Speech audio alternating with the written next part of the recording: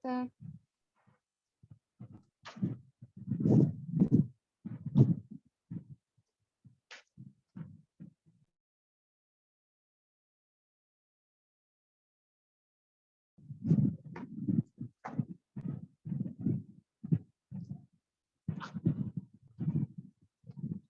देखो बच्चों, last class में हम लोगों ने कंसंट्रेशन टर्म्स के बारे में स्टडी कर लिया था। आज हम लोग कॉन्सेप्ट समझेंगे वेपर प्रेशर का, और ये वेपर प्रेशर काफी इंपॉर्टेंट टॉपिक है इस चैप्टर में। इसी से रिलेटेड हम लोग राउल्ट्स लॉ पढ़ेंगे। राउल्ट्स लॉ कैसे, क्या होता है और उसका फॉर्मूला कैसे ड्राइव होता है। वेपर प्रेशर की अगर बात की जाए, देखो suppose we have a open container like this, और इस कंटेनर में सपोज कोई लिक्विड भरा पड़ा है, एक प्योर लिक्विड है ए, एक प्योर लिक्विड ए भरा पड़ा है। इस ए के जो पार्टिकल्स होंगे वो सभी जगह कुछ इस तरीके से अरेंज होंगे। इस ए के पार्टिकल्स इस तरह से अरेंज होंगे। ये समझ लीजिए कि इसकी सबसे ऊपर वाली लेयर होगी। इससे नीचे भी कई सारी लेयर्स इस लिक्विड की भरी पड़ी होंगी इस तरह से, और ये ए काफी जगह हमारे पास पूरी तरफ इस तरीके से फैला होगा। अगर हम लोग इसके सबसे ऊपर वाली लेयर की बात करें या उससे जस्ट नीचे वाली लेयर्स की बात करें, तो सबसे ऊपर वाली जो लेयर होगी उसके किसी अगर एक मॉलिक्यूल को देखा जाए तो उस पर केवल नीचे से फोर्स ऑफ अट्रैक्शन लग रहा होगा और कहीं से नहीं लग रहा होगा। बट अगर उसके अलावा हम लोग इस लेयर की या इस लेयर की बात करें तो इन मॉलिक्यूल्स पर ऊपर से भी फोर्स ऑफ अट्रैक्शन लग रहा होगा और नीचे से भी फोर्स ऑफ अट्रैक्शन लग रहा होगा। तो मिनिमम फोर्स ऑफ अट्रैक्शन जो एप्लीकेबल हो रहा है इस सिस्टम पर, मिनिमम फोर्स ऑफ अट्रैक्शन जो है इस पर सबसे ऊपर वाली लेयर पर लग रहा होगा। और जहां पर फोर्स ऑफ अट्रैक्शन बेटा डिक्रीज हो जाए, सबसे कम होगा, वहां पर काइनेटिक एनर्जी जो है मैक्सिमम होगी। जब भी किसी लिक्विड को हम लोग एक ओपन कंटेनर में डालते हैं तो एक फिनोमेनन होता है जिसको हम लोग बोलते हैं एवोपरेशन। एवेपोरेशन हमारे पास क्या है? एवेपोरेशन में लिक्विड का जो आउटर मोस्ट लेयर है ये वेपर फॉर्म में कन्वर्ट हो जाता है ऑटोमेटिकली। ठीक है, ये वेपर फॉर्म में कन्वर्ट हो जाता है। क्यों? क्योंकि सबसे आउटर मोस्ट लेयर पर फोर्स ऑफ अट्रैक्शन सबसे कम है, और जहां फोर्स ऑफ अट्रैक्शन मिनिमम होगा वहां की काइनेटिक एनर्जी सबसे ज्यादा होगी। अगर मैं इस कंटेनर को क्लोज्ड कंटेनर बना दूं, अगर मैं इसको क्लोज्ड कंटेनर बना दूं तो वेपर के फॉर्म में ए के मॉलिक्यूल्स इसके ऊपर वॉल पर कलेक्ट हो जाएंगे। कुछ टाइम बाद इसको प्रेशर फील होगा, क्योंकि एक यहाँ पर ये प्रेशर क्रिएट करने लगेंगे, तो ये जो है ये वापस से कन्वर्ट होने लगेगा वेपर लिक्विड में। जब ये लिक्विड में कन्वर्ट होने लगेगा हम लोग बोलेंगे कि यहाँ पर कंडेंसेशन भी स्टार्ट हो चुका है। इनिशियली हमारे पास एवोपरेशन किसी RE रेट से, इस स्पीड से एवोपरेशन हो रहा था, बट कुछ टाइम बाद कंडेंसेशन का प्रोसेस किसी RC स्पीड से होने लगा। किसी सॉल्यूशन की वजह से किसी कंटेनर के अंदर अगर ये प्रोसेस हो रहे हैं जहां पर evaporation as well as condensation हो रहा है, तो एक ऐसी स्टेट जहां rate of evaporation rate of condensation के इक्वल हो जाए, उस कंडीशन पर इस कंटेनर को जितना प्रेशर फील होगा that will be vapour pressure. इसको हम लोग क्या बोलेंगे? Vapour pressure. वेपर प्रेशर कब होता है? कि अगर कोई सॉल्यूशन किसी कंटेनर के अंदर भरा पड़ा है तो उस सॉल्यूशन की वजह से वहां पर जो एवोपरेशन और कंडेंसेशन प्रोसेस चल रहे हैं दोनों के अगर रेट इक्वल हो जाएं, ठीक है, तो डायनामिक इक्विलिब्रियम यहाँ पर क्रिएट होगा। क्यों? क्योंकि कंडीशन कंटिन्यूसली चल रही है, कोई काम रुक नहीं रहा है, एवोपरेशन भी हो रहा है, कंडेंसेशन भी हो रहा है, उस कंडीशन पर इस लिक्विड के सरफेस पर, ये लिक्विड पर हमारे पास जो इस लिक्विड के सरफेस पर इस लिक्विड के सरफेस पर जितना प्रेशर फील होगा उसको हम लोग बोलेंगे वेपर प्रेशर। ये कॉन्सेप्ट समझ में आ गया वेपर प्रेशर का?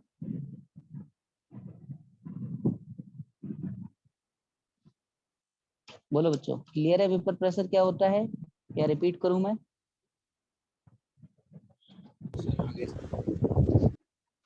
ओके, देखो ये बात हो गई वेपर प्रेशर की, ठीक है। अब वेपर प्रेशर को कौन कौन से फैक्टर्स अफेक्ट कर सकते हैं, इट डिपेंड्स। जैसे कि फर्स्ट फैक्टर, अगर फैक्टर्स की बात की जाए कि कौन से फैक्टर्स वेपर प्रेशर को अफेक्ट कर सकते हैं, फैक्टर्स अफेक्टिंग वेपर प्रेशर। देखो फर्स्ट है हमारे पास nature of liquid. Nature of liquid की बात की जाए तो अगर लिक्विड के मॉलिक्यूल्स के बीच में फोर्स ऑफ अट्रैक्शन बढ़ता है तो वेपर प्रेशर जो है वो डिक्रीज हो जाता है। It is inversely proportional to force of attraction between molecules. जैसे कि समझो, मान लो आपके पास 3 कंटेनर हैं, एक कंटेनर में वाटर है, दूसरे कंटेनर में रसना है और तीसरे कंटेनर में शहद है। तो सबसे कम जो एवोपरेट होगा वो है हनी, और जो सबसे कम एवोपरेट होगा उसका वेपर कम से कम फॉर्म होगा, उतना ही वो वेपर प्रेशर कम क्रिएट कर पाएगा। तो जैसे जैसे फोर्स ऑफ अट्रैक्शन बढ़ता है एवोपरेशन जो है वो कम होने लगता है। दूसरी चीज हम लोग ये बोल सकते हैं कि vapour pressure is directly proportional to temperature, क्योंकि टेम्परेचर बढ़ाने से काइनेटिक एनर्जी मॉलिक्यूल्स की बढ़ती है, और अगर काइनेटिक एनर्जी बढ़ेगी तो रेट ऑफ एवोपरेशन भी बढ़ेगा। क्लॉसियस क्लैप्रियन नाम के बंदों ने एक इक्वेशन दी है, क्लॉसियस क्लैप्रियन इक्वेशन के नाम से हम लोग इसको जानते हैं। उन्होंने बताया कि किस तरीके से क्लॉसियस क्लैप्रियन इक्वेशन, क्लॉसियस क्लैप्रियन ने हमको बताया कि किसी कंटेनर के अंदर अगर कोई सॉल्यूशन भरा पड़ा है तो उस सॉल्यूशन का वेपर प्रेशर जो है वो टेम्परेचर से कुछ इस तरीके से चेंज होगा, जिसको अगर हम लोग, पहले मैं इसका पूरा डेरिवेशन करता था बट अभी कोई रिक्वायरमेंट नहीं है इसके डेरिवेशन की, हम लोग क्योंकि चीज़ों को शॉर्ट में पढ़ रहे हैं। अगर आप इसका डेरिवेशन करना चाहो तो इस dt को आप इधर लेकर के आओगे, फिर दोनों साइड का आप इंटीग्रेशन कर लेना तो आपके पास एक फॉर्मूला ड्राइव हो जाएगा। तो ये तो क्लॉसियस क्लैप्रियन इक्वेशन हो गई, जिसको हम लोग शॉर्ट फॉर्म में या एक सिंपल फॉर्म में देखें तो it will be like this, log of P2 by P1 equal to del H upon 2.303 R 1 by T1 minus 1 by T2, ये होगा। Where P2 is vapor pressure at temperature T2 and P1 is vapor pressure at temperature T1. Delta H is heat of या enthalpy of vaporization, enthalpy of vaporization, and R is gas constant। ठीक है, तो ये सारे terms हो गए। तो Clausius क्लैप्रियन ने ये रिलेशन दिया हुआ है वेपर प्रेशर और टेम्परेचर के बीच में, ठीक है। इस पर बेस्ड हमारे पास एक सिंपल सा न्यूमेरिकल आता है, हम लोग डायरेक्टली उसमें वैल्यू पुट करके क्वेश्चन को सॉल्व कर सकते हैं, ठीक है। अब आगे समझो, देखो 2 पॉइंट्स हमारे पास होते हैं, that is bubble points and due points, और उनकी मीनिंग समझिए। Bubble point and due point. Bubble point बेटा देखो क्या है, मान लीजिए आपके पास एक सॉल्यूशन भरा पड़ा है किसी कंटेनर में। इस कंटेनर का इस लिक्विड को आप वेपर के फॉर्म में कन्वर्ट कर रहे हो बाय राइजिंग द टेम्परेचर, या किसी और प्रेशर चेंज करने से भी ये कन्वर्ट होता है। तो अगर आप इसको कन्वर्ट कर रहे हो वेपर फॉर्म में, तो इसका फर्स्ट ड्रॉप जहां पर फॉर्म हुआ, फर्स्ट ड्रॉप, जैसे इसका फर्स्ट ड्रॉप फॉर्म होगा किसी लिक्विड में, सॉरी वेपर में, लिक्विड का फर्स्ट ड्रॉप जो है वेपर फॉर्म में कन्वर्ट होगा, उस स्टेट को बबल पॉइंट बोलेंगे। आप कंटिन्यूअसली इस प्रोसेस को करते रहे और लास्ट में एक ड्रॉप बचा, तो जब लास्ट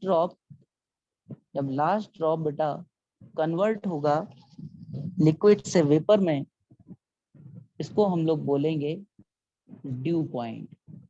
ड्यू पॉइंट हमारे पास कौन सा पॉइंट है? ड्यू पॉइंट वो पॉइंट है जिसमें लास्ट ड्रॉप जो है लिक्विड का वेपर में जा रहा है, और जब लिक्विड का फर्स्ट ड्रॉप जो है वेपर फॉर्म में गया, उसको हम लोग कहते हैं बबल पॉइंट। ठीक है, तो ये दोनों पॉइंट्स याद रखना, bubble point as well as dew point. अब हम लोग देखते हैं किसी सॉल्यूशन का, किसी भी सॉल्यूशन का वेपर प्रेशर, अगर सॉल्यूशन के वेपर प्रेशर की बात की जाए तो इसको हम लोग दो तरीके से स्टडी करते हैं। केस फर्स्ट, जब सॉल्वेंट जो है वो तो वोलेटाइल नेचर का ही होगा, बट सॉल्यूट जो है वो हम लोग नॉन वोलेटाइल ले लें। अब नॉन वोलेटाइल और वोलेटाइल का मतलब क्या होता है बेटा? वोलेटाइल वो सब्सटेंस होते हैं जो कि वेपर फॉर्म में कन्वर्ट हो सकते हैं, जिनका वेपर प्रेशर का वैल्यू आ सकता है, और नॉन वोलेटाइल वो सब्सटेंस हैं जो कि वेपर फॉर्म में कन्वर्ट नहीं होते और इनके वेपर प्रेशर का कोई वैल्यू नहीं होता। केस सेकंड जो हम लोग स्टडी करेंगे, इसमें केस सेकंड होगा कि सॉल्वेंट भी हमारे पास वोलेटाइल नेचर का हो और सॉल्यूट भी हमारे पास वोलेटाइल नेचर का हो। तो इस तरीके से दो केसेस को हम लोग स्टडी करेंगे, जिसमें हम लोग एक बार सॉल्यूट को नॉन वोलेटाइल रखेंगे और एक बार सॉल्यूट को वोलेटाइल रखेंगे। जो ये केस है, इस केस पर हमारा जो लॉ एप्लीकेबल होता है उसको हम लोग राउल्ट्स लॉ बोलते हैं। राउल्ट्स लॉ किस पर एप्लीकेबल है? ऐसे सॉल्यूशन पर जहां पर नॉन वोलेटाइल सॉल्यूट मिला पड़ा है, उसकी हेल्प से फिर हम लोग इसको भी समझेंगे। ठीक है, तो ये हमारे पास दो केस हो गए सॉल्यूशन के वेपर प्रेशर निकालने के, और ये काफी इंपॉर्टेंट थिंग है। ठीक है, अब फिर से समझो मैंने क्या बताया। स्टार्टिंग से मैंने आपको बताया किसी सॉल्यूशन का वेपर प्रेशर क्या होता है। मैंने यहाँ पर एक प्योर सब्सटेंस डाला जिसमें एक लिक्विड था ए, और ये लिक्विड ए के काफी सारे लेयर्स भरे पड़े होंगे इस कंटेनर में। तो जब ये कंटेनर ओपन था तब इसके लिक्विड्स के आउटर मोस्ट जो सबसे ऊपर वाली लेयर है, वो लेयर लिक्विड से वेपर फॉर्म में गई होगी। क्योंकि लिक्विड से वेपर फॉर्म में इसलिए गई होगी क्योंकि यहाँ पर फोर्स ऑफ अट्रैक्शन मिनिमम था, वाइल काइनेटिक एनर्जी यहाँ पर मैक्सिमम थी, तो it was converting into vapour. But अगर ये क्लोज्ड कंटेनर हो जाता तो यहाँ पर एवोपरेशन के साथ साथ कंडेंसेशन भी स्टार्ट हो जाता, और एक ऐसी स्टेट आती जहाँ पर एवोपरेशन और कंडेंसेशन दोनों इक्वेट हो जाते।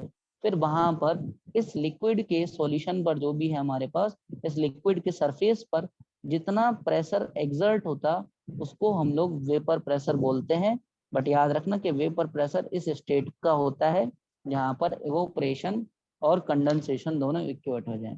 फिर मैंने आपको बताया कि ये जो है वेपर प्रेशर जो है वो अलग अलग तरीके से दो चीजों पर डिपेंडेंट है। एक तो force of attraction between molecules, अगर मॉलिक्यूल्स का फोर्स ऑफ अट्रैक्शन बढ़ गया तो फिर एवोपरेशन का रेट कम हो जाएगा, जिस वजह से वेपर प्रेशर भी कम आएगा।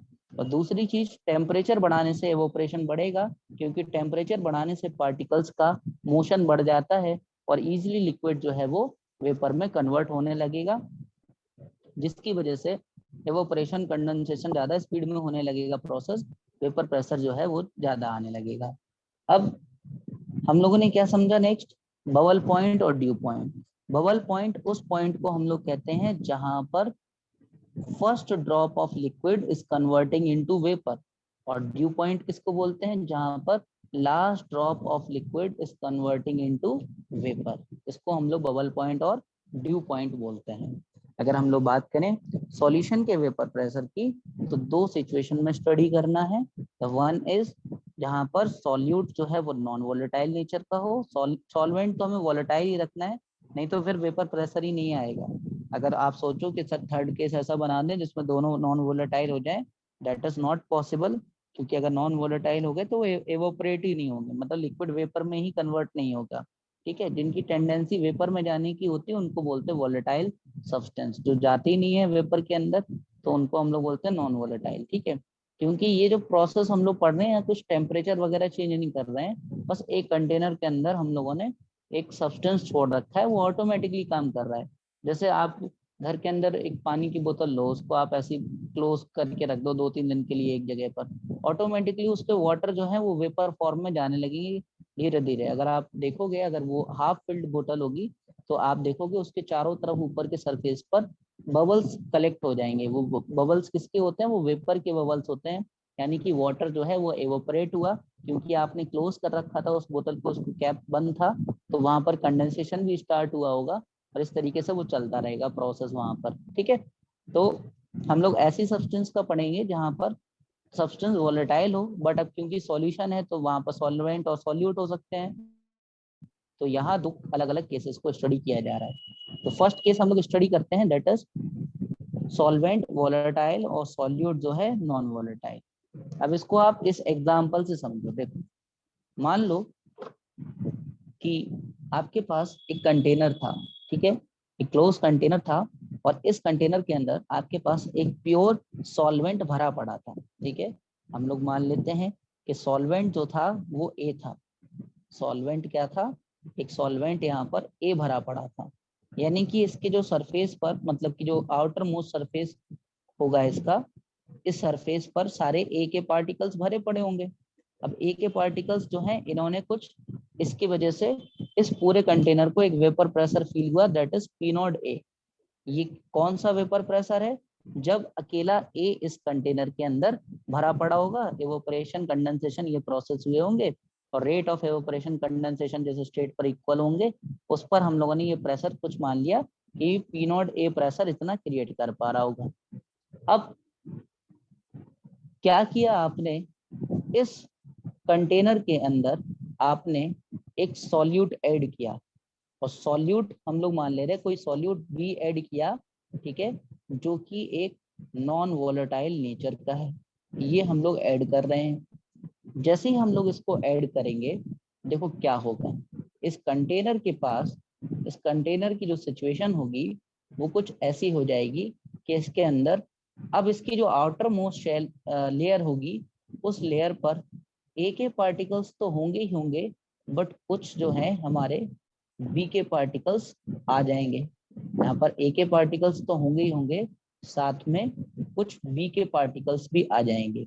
अब मेरा क्वेश्चन आप लोगों से ये है कि अब ये जो हमारे पास सॉल्यूशन फॉर्म हुआ है, इस सॉल्यूशन का मैं वेपर प्रेशर मान लूं कि इसका वेपर प्रेशर जो है वो है पी ए। ठीक है, ये पी ए किसका है, ये सॉल्यूशन का वेपर प्रेशर है। ठीक है, तो अब आप ये बताइए कि पी ए और पी नॉट ए में से किसका वैल्यू ज्यादा होगा, पी ए और पी नॉट ए में से किसका वैल्यू ज्यादा होगा, जल्दी बताइए। कौन वेपर प्रेशर, सॉल्यूशन का, जब यानी कि नॉन वोलेटाइल सॉल्यूट आ चुका है उसका वेपर प्रेशर ज्यादा होगा, या जब अकेला सॉल्वेंट भरा पड़ा था उसका वेपर प्रेशर ज्यादा होगा? अकॉर्डिंग टू यू क्या आंसर होना चाहिए? सॉल्वेंट वाला सर। सॉल्वेंट वाला, सभी लोगों के हिसाब से सॉल्वेंट वाला, या किसी के हिसाब से तो सॉल्यूशन वाला भी? दोनों सेम होंगे शायद। दोनों सेम भी हो सकते हैं। ओके, देखो करेक्ट आंसर तो इसका यही है कि सॉल्वेंट वाले का जो वेपर प्रेशर है वो ज्यादा होगा as compare to solution. Reason भी समझो। देखो इस लेयर पे बेटा, अभी इस ऊपर वाली लेयर पे कौन है, ओनली ए, ए के पार्टिकल्स पड़े हुए हैं। अब ए के पार्टिकल्स जो है वही कन्वर्ट हो रहे हैं, ये कन्वर्ट होते जा रहे होंगे वेपर में। बट अब यहाँ पर ए के साथ कौन आ गया, बी। एक तो ए और बी के बीच में कुछ ना कुछ इंटरेक्शन आ गया होगा, साथ साथ में यहाँ पर इस अब ए के उतने पार्टिकल्स ज्यादा नहीं निकल पा रहे होंगे। क्यों? क्योंकि बीच में जो बी है ये तो जाने नहीं वाला अपनी जगह से, केवल कौन जाने वाला है, ए जाने वाला है। तो वेपर जो है ए का पहले के कंपैरिजन में उतना फॉर्म नहीं हो पाएगा, क्योंकि ए जो है अब आउटर मोस्ट लेयर पर ओनली ए के पार्टिकल्स नहीं है, साथ साथ में बी के पार्टिकल्स आ चुके हैं। ए और बी के बीच में कुछ इंटरेक्शन भी आ गया होगा, और ये इंटरेक्शन की बात हम लोग बाद में करेंगे जब आइडल और नॉन आइडल सॉल्यूशन पढ़ेंगे। पर आप इतना तो समझ ही सकते हो कि अब ऊपर वाली लेयर में बी के पार्टिकल आने की वजह से ए के पार्टिकल्स की क्वांटिटी कुछ ना कुछ डिक्रीज हुई होगी। दैट्स वाई उतना वेपर फॉर्म नहीं हो पाएगा, और वेपर अगर कम फॉर्म होगा तो वेपर प्रेशर भी डिक्रीज हो जाएगा। आई बात समझ में?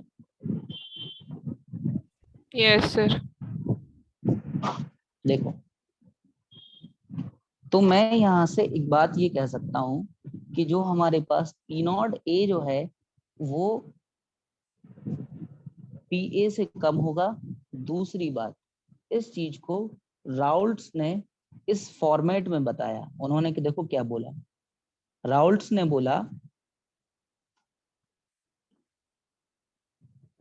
बोला कि जो सॉल्यूशन का वेपर प्रेशर है that is P A, it depends the mole fraction of A. मतलब क्या था उसका कहने का?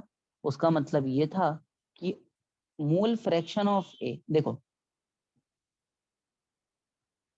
अगर ए की क्वांटिटी बढ़ती जाए, एस बी को आप फिक्स रख रहे हो, अगर आप ए की क्वांटिटी बढ़ाते जाओगे तो क्या होगा, जैसे जैसे वोलेटाइल सब्सटेंस बढ़ेगा वैसे वैसे इसका वेपर प्रेशर का वैल्यू बढ़ सकता है। ठीक है, तो पी ए को जो है, अगर मैं इसको ये बोलूं, ये राउल्ट्स लॉ है कि vapour pressure of a solution having non volatile solute is directly proportional to the mole fraction of that component of the solution which is volatile। और हम लोग इसको उल्टे तरीके से ये भी बोल सकते हैं कि vapour pressure is inversely proportional to mole fraction of that substance. इसको मतलब ये राउल्ट ने नहीं बोला, बट मैं इन जनरल आपको समझा रहा हूँ कि vapour pressure is inversely proportional to that substance जिसका जो कि हमारे पास नॉन वोलेटाइल सॉल्यूट है उसके मोल फ्रैक्शन के इनवर्सली प्रोपोर्शनल होगा। क्योंकि अगर ये क्वांटिटी बढ़ेगी तो वेपर प्रेशर डिक्रीज हो जाएगा, अगर बी की क्वांटिटी बढ़ाएंगे तो। ठीक है, तो इसको आप इस तरीके से भी सोच सकते हो, या इस तरीके से तो राउल्ट ने सोचा है जो कि आपकी बुक्स में लिखा हुआ है, that is vapour pressure of a solution having non volatile solute is directly proportional to the mole fraction of that substance which is volatile. ठीक है, अब अगर यहाँ से अगर आप ये प्रोपोर्शनैलिटी का साइन हटाओगे तो it will be some constant into mole fraction. ये आपके पास एक कांस्टेंट और मोल फ्रैक्शन के मल्टीप्लिकेशन के इक्वल आ जाएगा। अब एक बात बताओ, मैं अगर आपसे कहूं कि मोल फ्रैक्शन का वैल्यू 1 है, अगर इस स्टेट की बात करूं, इस चीज का मीनिंग क्या हुआ कि मोल फ्रैक्शन का वैल्यू 1 है? इसका मीनिंग ये हुआ कि अब कंटेनर के अंदर ओनली कंटेनर में ओनली ए भरा पड़ा है। भाई किसी सब्सटेंस का अगर मोल फ्रैक्शन 1 हो जाए उसका मतलब क्या होता है? उसका मतलब होता है कि उस कंटेनर में केवल और केवल वही सब्सटेंस भरा पड़ा है, तभी तो उसका मोल फ्रैक्शन 1 आया। अगर मोल फ्रैक्शन का वैल्यू 1 है तो जो हमारे पास सॉल्यूशन का प्रेशर होगा that will be equal to P not A. क्यों? क्योंकि इस सिचुएशन में ओनली ए के पास हमारे पास ओनली ए भरा पड़ा है। तो अगर मोल फ्रैक्शन का वैल्यू 1 होगा तो उस केस में पी ए जो है वो पी नॉट ए की इक्वल हो जाएगा, क्योंकि अब इस कंटेनर में सॉल्यूशन के नाम पर ओनली ए भरा पड़ा है, और जब ओनली ए था तब वेपर प्रेशर था पी नॉट ए की इक्वल। यानी कि इस कंटेनर में अगर बी को हटा दिया जाए, ओनली ए को रखा जाए, तो उस स्टेट में इस सॉल्यूशन का वेपर प्रेशर इस सॉल्वेंट के वेपर प्रेशर के ही इक्वल होगा। अगर मैं इसको राउल्ट्स लॉ के formula that is P A is equal to P not A, sorry P A is equal to K into X A में पुट कर दूं, तो पी ए की जगह अगर मैं पी नॉट ए रखूं तो के इंटू मोल फ्रैक्शन का वैल्यू 1 होगा, यानी के इज इक्वल टू कितना आ जाएगा, पी नॉट ए। तो यहाँ से मैं कह सकता हूँ कि since I have a formula like this, P A is equal to K, in place of K I can write P not A into X A. ठीक है, तो ये हमारे पास फॉर्मूला ड्राइव हो गया राउल्ट्स लॉ का। अब इसी फॉर्मूले को अलग अलग तरीके से चेंज किया गया, देखो समझो। क्योंकि आपने फॉर्मूला ड्राइव कर लिया क्या, कि P A is equal to P not A into mole fraction of A, ठीक है। और हम लोग क्या जानते हैं, हम लोग जानते हैं कि मोल फ्रैक्शन एक्स ए प्लस एक्स बी, यानी सॉल्यूट और सॉल्वेंट का जो मोल फ्रैक्शन है उन दोनों का सम 1 होता है। ये मैंने पिछली क्लास में आपको पढ़ा चुका हूँ। तो अगर मैं यहाँ से X A equal to 1 minus X B रख दूं तो क्या होगा, P A is equal to हमारे पास आ जाएगा P not A into 1 minus X B, ये आ जाएगा। अब मैं अगर इसको ऐसे लिखूं, P A is equal to P not A minus P nought B into X B, ठीक है। तो इस टर्म को इधर ले जाऊं, इसको इधर ले जाऊं, तो क्या बन जाएगा, ये बन जाएगा P nought B X B equal to P not A minus P A, ये बन जाएगा। अब बेटा इस टर्म को हम लोग इस टर्म को बोलते हैं lowering of vapour pressure, lowering of vapour pressure. इसका मीनिंग क्या हुआ, इसका मीनिंग ये हुआ कि भाई आपके पास ये सॉल्यूशन, ये सॉल्वेंट भरा पड़ा था, तब वेपर प्रेशर था पी नॉट ए, बट जब आपने इसमें ऐड कर दिया ये सॉल्यूट, तब इसका प्रेशर हो चुका है पी ए, यानी यहाँ से यहाँ तक पहुंचने में ये कितना डिक्रीज हो गया। तो आप कहोगे जितना पहले था और जितना बाद में आया, इसको हम लोग बोलते हैं कितना डिक्रीज आया।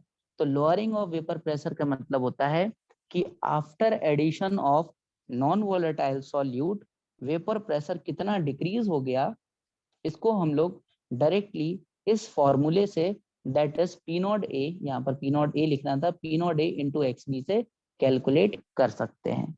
तो लोअरिंग ऑफ वेपर प्रेशर, इसी को हम लोग ये भी बोलते हैं X B equal to P not A minus P A upon P not A. इसको हम लोग, इस टर्म को हम लोग बोलते हैं relative lowering vapour pressure. Relative क्यों, क्योंकि यहाँ पर पी नॉट ए के रिलेटिव निकाल रहे हैं, डिनोमिनेटर में क्या आ गया, पी नॉट ए आ गया, तो इसको कहा जाता है relative lowering of vapour pressure, relative lowering of vapour pressure, ठीक है। तो ये relative lowering of vapour pressure तो मैंने यहाँ पर आपको पढ़ा दिया, हालांकि ये कॉलिगेटिव प्रॉपर्टी है, अभी हमने कॉलिगेटिव प्रॉपर्टीज स्टार्ट भी नहीं की है, फिर भी मैंने आपको एक कॉलिगेटिव प्रॉपर्टी यहाँ समझा दी, that is relative lowering of vapour pressure. जब मैं इस प्रॉपर्टी को वहां पर पढ़ाऊंगा तो आपसे कहूंगा कि इसका कोई डेरिवेशन में नहीं बता रहा, इसका कोई मैं ये पूरा डेरिवेशन आप इधर ही से कर लो, ये फॉर्मूला भी इधर ही से आप कर लो। हाँ चाहो तो इसके अंदर काफी सारे आप चेंजेस कर सकते हो फॉर्मूले में, कि एक्स बी के प्लेस पर आप 1 माइनस एक्स से लिख दो या 1 को उधर ले आओ, तो वो सारी चीजें आप चेंजेस कर सकते हो। बट ये आपको ध्यान रखना है कि P not A minus P A upon P not A is called relative lowering of vapour pressure, और P not A minus P A equal to lowering of vapour pressure. अगर अभी तक जो पढ़ाया उसमें कोई डाउट हो तो पूछो, otherwise I will go for the graph of this formula. कोई आपके मन में डाउट आ रहा है तो आप पूछ सकते हो।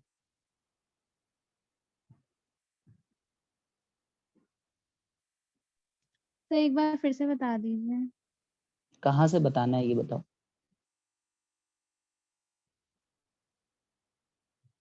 सर ये राउल्ट्स लॉ ही बता दीजिए फिर से। ठीक है, देखो राउल्ट्स लॉ में क्या कहा राउल्ट ने कहा कि after adding a non volatile solute vapour pressure will be decrease, और ये कितना डिक्रीज होगा, it depends the quantity of mole fraction of A, उस सॉल्यूशन के अंदर कितना ए का अमाउंट पहुंचा, जैसे आपने ए और बी मिलाया, तो जितना क्वांटिटी ए का बढ़ेगा इस फाइनल सॉल्यूशन में, जैसे जैसे आप ए की क्वांटिटी, जैसे मान लो ए आपने इधर पे रखा 50 पार्टिकल्स और बी आपने रखे 30 पार्टिकल्स, अगर आप 50 की जगह 60 पार्टिकल ले लेते ए के, तो फिर वेपर प्रेशर जो पीए आ रहा है उसका वैल्यू कुछ ना कुछ और बढ़ जाता है। क्यों? क्योंकि ए कौन है? वॉलेटाइल सब्सटेंस है। वॉलेटाइल मतलब ये वेपर में जा सकता है। तो जैसे जैसे इस ए की क्वांटिटी पार्टिकल्स की इस सॉल्यूशन में बढ़ेगी, देन वेपर प्रेशर सॉल्यूशन का बढ़ता जाएगा, which is directly proportional to the mole fraction of the volatile substance। आई बात समझ में?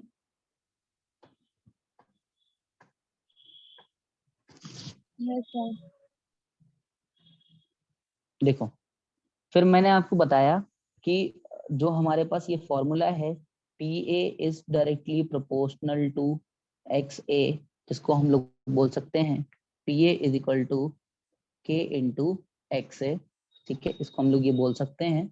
और यहाँ से फिर मैंने कहा कि अगर इस सिचुएशन को लिया जाए, तो इस सिचुएशन पर अगर मोल फ्रैक्शन जो है वो 1 कर दिया जाए, तो सॉल्यूशन का ही जो प्रेशर होगा, वेपर प्रेशर होगा, वो सॉल्वेंट के वेपर प्रेशर के इक्वल हो जाएगा। क्योंकि इस सिचुएशन में ओनली कौन प्रेजेंट होगा सॉल्यूशन के अंदर? ए। तो उसमें हम लोग ये कह सकते हैं कि पीए जो है वो पी नॉट ए के इक्वल होगा। तो हम लोगों ने यहाँ पर इस फॉर्मूले में पीए is equal to K into x जो है, यहाँ पर पी के प्लेस पर, पीए के प्लेस पर पी नॉट ए पुट कर दिया और मोल फ्रैक्शन की जगह 1 पुट कर दिया, तो के का वैल्यू आ गया that is P not a. और इसी को उठा करके इस फॉर्मूले में जब पुट किया तो हमारे पास पी इज इक्वल टू आ गया P not A into X ए।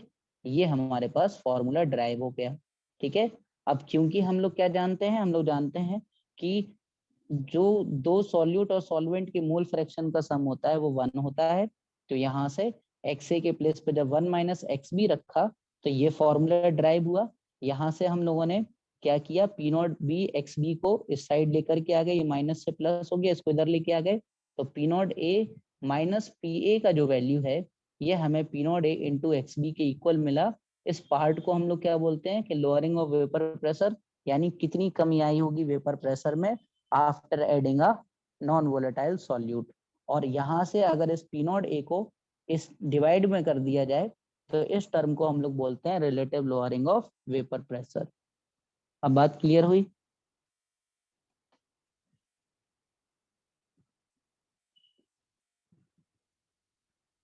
समझ में आ गया कि अभी भी कोई डाउट है? ओके, देखो, अगर मुझे ये P A is equal to P not A X A का ग्राफ प्लॉट करना पड़ जाए, इसका ग्राफ देखो कैसे बनेगा। काफी इंपॉर्टेंट ग्राफ होता है इसका। इसका ग्राफ कुछ इस तरीके से बनेगा। देखो, सॉल्यूशन के जो ग्राफ बनते हैं बेटा, उसमें हम लोग 2 ओरिजिन मान के चलते हैं। अब 2 ओरिजिन क्यों मान के चलते हैं? क्योंकि सॉल्यूशन के अंदर 2 चीजें होती हैं, एक तो होता है सॉल्यूट और एक होता है सॉल्वेंट। जब आप एनसीईआरटी को स्टडी करोगे या किसी भी आप बुक को स्टडी करोगे, तो सॉल्यूशन जो वेपर प्रेशर वाले ग्राफ होंगे वो कुछ इस तरह के बने हुए होंगे, जिसमें 2-2 लाइंस आप देखोगे। इनके क्या मीनिंग होते हैं? देखो, वाई एक्सिस तो हमारे पास वेपर प्रेशर के लिए हो गई, दोनों ही के लिए। बट इसमें ये क्या बोलते हैं, वो ये बोल देते हैं कि अगर इस स्टेट पर, ये मोल फ्रैक्शन के लिए हो गया, अब इस स्टेट पर ए का मोल फ्रैक्शन अगर 0 है तो बी का मोल फ्रैक्शन होगा 1। और जैसे जैसे ए का मोल फ्रैक्शन बढ़ेगा, जो कि मैक्सिमम 1 हो सकता है, तो वैसे वैसे बी का मोल फ्रैक्शन हो जाएगा 0। यानी कि इस ये वाला जो है, इस पॉइंट पर एक्स ए का वैल्यू 1 है और इस पॉइंट पर एक्स बी का वैल्यू 1 है। ठीक है, तो ये ध्यान रखना कि इस तरह के जो ग्राफ बनते हैं ये 2 चीजों के लिए बनते हैं, सॉल्यूट और सॉल्वेंट के लिए। एक जगह अगर सॉल्यूट आपके पास 0 हो जाएगा तो ओनली सॉल्वेंट बचेगा, और एक जगह ओनली सॉल्वेंट हो जाएगा तो सॉल्यूट 0 हो जाएगा। ठीक है, अब हमें पता है कि P A is equal to P not A X A formula होता है। तो वेपर प्रेशर का P A is equal to P not A X A, ये आपको एक Y is equal to M X plus C वाली लाइन दिख रही है। तो इसमें जो हमारे पास ग्राफ प्लॉट हो सकता है स्ट्रेट लाइन का, वो कुछ इस तरह से जाएगा और इसकी जो मैक्सिमम वैल्यू हो सकती है वो पी नॉट ए हो सकती है। क्यों? क्योंकि यहाँ पर एक्स ए का वैल्यू कितना है, एक्स ए का वैल्यू है 1। अगर आप इसको उठा करके इसमें रख दोगे तो P A is equal to आपके पास पी नॉट ए आ जाएगा, यानी कि वेपर प्रेशर का जो मैक्सिमम वैल्यू है वो पी नॉट ए के इक्वल हो सकता है। कब? जब मोल फ्रैक्शन का वैल्यू 1 हो। तो इस तरीके से ये ग्राफ बनेगा। ठीक है, तो ये आपने पहला केस स्टडी कर लिया जिसमें आपके पास सॉल्यूट जो था वो वोलेटाइल नेचर का था और सॉल्वेंट जो है वो नॉन वोलेटाइल का था। आप यहाँ तक के नोट्स प्रिपेयर्ड कर लो। सभी बच्चे नोट्स बना करके मुझे कल तक सेंड कर दें। मंडे को आपका टेस्ट होगा, कल टेस्ट नहीं है। और टाइमिंग के बारे में अच्छे से ध्यान से सुन लो सभी बच्चे। बेटा टाइमिंग जो है आप लोगों की, एक तो मॉर्निंग में 7:10 पर है जिसमें ऑर्गेनिक चल रही है, और दूसरी बेटा आपकी क्लास 7:30 पर रहेगी ऑनलाइन। ठीक है, ये ऑनलाइन क्लास रहेगी आपकी 7:30 पर रेगुलरली, क्योंकि जो एक दो बच्चे हैं उनको मैं अलग से ऑफलाइन पढ़ा दूंगा, बाकी अब ये क्लासेस चलती रहेंगी। तीसरी बात ये है कि जो बच्चे क्लास ऑल्टरनेटिवली अटेंड कर रहे हैं तो उनको कोई रिकॉर्डिंग नहीं मिलेगी। जिस बच्चे को कोई भी रिकॉर्डिंग चाहिए वो डायरेक्टली मुझे मैसेज करेगा और रीजन देगा कि वो क्यों एब्सेंट था, तभी उसको रिकॉर्डिंग मिलेगी, अगर उसका वैलिड रीजन होगा तो ही। अदरवाइज मैं किसी भी बच्चे को कोई रिकॉर्डिंग नहीं दूंगा। ठीक है, और अगर किसी भी बच्चे ने टेस्ट छोड़ा बिना बताएं तो सीधे आपको पहले पेरेंट्स से बात कराना पड़ेगी। तो इसलिए अब पढ़ाई जरा ढंग से करना स्टार्ट कर दो। और जो बच्चे नहीं भी आ रहे अगर आपके टच में तो उनको भी ये बात बता दो कि रिकॉर्डिंग सब ग्रुप पर नहीं डाली जाएंगी, इंडिविजुअली उस बच्चे को मिलेगी। जो क्लास में प्रेजेंट है उनको तो ईजिली मिल जाएगी, जो और आप लोग किसी दूसरे को शेयर नहीं करोगे वो। ठीक है, हम लोग मिलते हैं अब सुबह मॉर्निंग में ऑर्गेनिक वाली क्लास में। Thank you sir. ओके बेटा।